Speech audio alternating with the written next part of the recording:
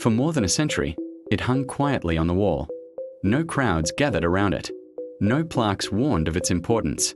Just a modest 19th century painting, oil on canvas, catalogued, archived, and forgotten.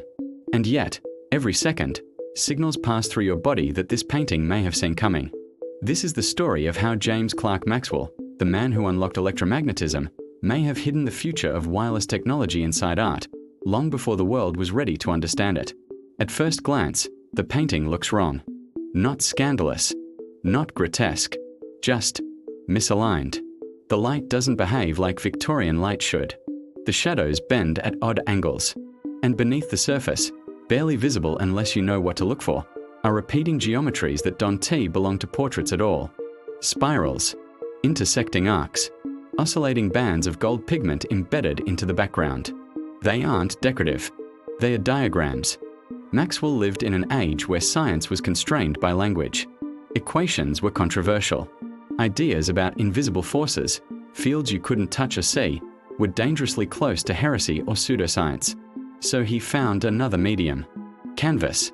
In his private art collection, never intended for exhibition, Maxwell painted what he could not yet publish: the invisible spectrum. Light not as color, but as movement. Energy not as force, but as geometry. When researchers overlaid modern electromagnetic wave diagrams onto high-resolution scans of the paintings, something disturbing emerged. The curves aligned. The oscillations matched. Even the spacing between pigment clusters mirrored the spacing used today in data transmission models. An 85% geometric overlap. Too precise to be coincidence.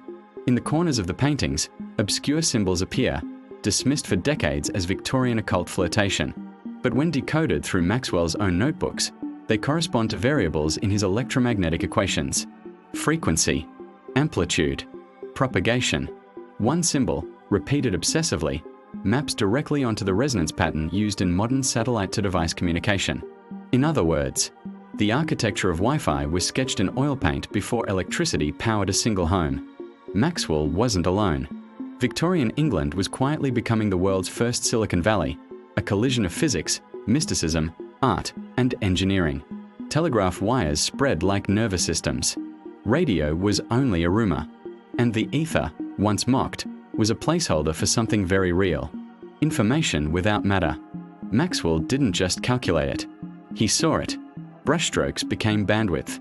Gold leaf became conductive pathways. Aesthetic balance became signal stability. And then, nothing. The paintings were shelved. The theories moved into textbooks. The art was forgotten. Until now.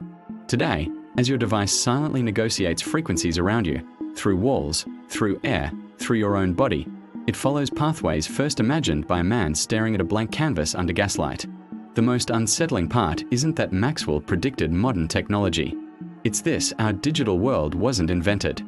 It was revealed, painted quietly, hidden deliberately, waiting for a future that finally had the tools to listen. And right now, as these signals pass invisibly through you, you are standing inside a 19th century painting that never stopped transmitting.